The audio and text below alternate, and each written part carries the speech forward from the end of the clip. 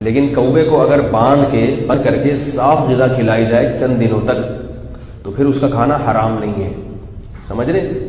کوا اگر باندھ کے رکھا جائے اور اس کو کئی دنوں تک صاف غذا کھلائی جائے، صاف ستھری غذا، تو پھر وہ حرام، اس کا کھانا جائز ہے. یہ تو وہ ہیں بیچارے جو کہتے ہیں ہم تو ڈگری کر کے فارغ بھی ہو گئے تھے، ہمیں نہیں پتا تھا المحنت میں کیا لکھا ہوا ہے. تو ان کو کوے کا بھی پتا چلا ہوگا. تو یہ ابھی جو ہے نا وہ بچپن میں کھیلتے ہوں گے نکر پہن کے گلی میں، تو ہمیں اس وقت بھی پتا تھا کہ ہم بریلوی ہیں اور یہ دیوبندی ہیں اور دیوبندی کوے کو حلال سمجھتے ہیں. یعنی میں ابھی بالغ بھی نہیں ہوا تھا نا، تو مجھے پتا تھا کہ کوا جو ہے نا دیوبندیوں کے نزدیک حلال ہے. اور ہم ان کا مذاق اڑایا کرتے تھے. جب کوئی تبلیغی جماعت آتی تھی تو ہم کہتے تھے ان کو کوا پکا کے کھلاتے ہیں. ان میں اس زمانے کی بات کر رہا ہوں. تو چلیں انہوں نے دوبارہ سے بے عزت کروانا ہے تو ٹھیک ہے، آپ اس کے اوپر میمز بنیں گی، پھر ٹھیک ہے، کوے روسٹ کر کے پیش کریں انہیں. اچھا، کتے سے یاد ہے، یہاں پر مفتی طارق مسعود صاحب نے بھی ایک فتویٰ دیا ہے کوے کے حوالے سے. اس کے بارے میں کچھ عرض کرنا چاہیں گے؟ کہہ رہے ہیں کہ کوے کو باندھ دیا جائے 3-4 دن تو وہ بھی حلال ہو جاتا ہے، اس کو صاف غذا کھلائی جائے. لیکن کوے کو اگر باندھ کے بند کر کے صاف غذا کھلائی جائے چند دنوں تک تو پھر اس کا کھانا حرام نہیں ہے. سمجھ رہے؟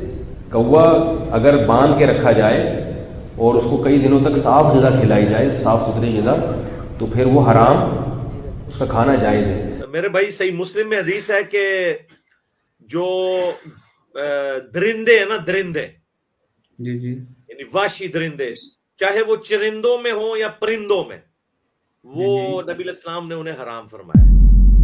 اب درندے کی ڈیفینیشن کسی مفتی نے نہیں بتانی. یہ بتا بھی سکتے ہیں کہ تھوڑی بہت سائنس پڑھ لیں، ہم انہیں یہ نہیں کہیں گے جا کے سائنس کی ڈگری لیں. کسی سائنٹسٹ سے پوچھیں کہ کوا جو ہے یہ درندہ ہے یا پرندہ ہے، تو یہ درندہ ہے. چیل درندہ ہے کیونکہ گوشت خور ہے. پرندہ کون سا ہے؟ کبوتر، ٹھیک ہے. اسی طریقے سے مرغابی، اسی طریقے سے مرغی، اگرچہ وہ اڑ نہیں سکتی لیکن پرندوں کی اسپیشیز میں آتی ہے. تو یہ جتنے گوشت خور ہیں نا، چاہے وہ اڑنے والے گوشت خور ہوں یا زمین میں چلنے والے گوشت خور، یہ سب حرام. خنزیر کے بارے میں قرآن میں اس لیے آیا کہ اس کے اندر ڈوئل ہے، یہ اومنی ورس ہے، غربی ورس بھی ہے، اور یعنی یہ گوشت خور بھی ہے اور سبزی خور بھی ہے. تو اس کے بارے میں اللہ نے کلیریفائی کر دیا کہ یہ اگرچہ ہے تو سبزی خور، لیکن چونکہ یہ گوشت خور بھی ہے لہذا اسے ہم حرام قرار دیتے ہیں. بکری ہے صرف سبزی خور ہے، حلال ہے. گائے، اونٹ، بھینس، یہ سب سبزی خور ہے. لیکن خنزیر جو ہے یہ سبزی خور بھی ہے اور گوشت خور بھی ہے. تو اس کو پھر اللہ تعالیٰ نے درندوں کی اس کیٹیگری میں ڈال کے اس کو حرام کر دیا قرآن میں. اس لیے آپ دیکھیں خنزیر کا بار بار ذکر ہے اور نہیں آیا. باقیوں کا ذکر اس لیے نہیں آیا کہ وہ ایمبیگوس نہیں تھا.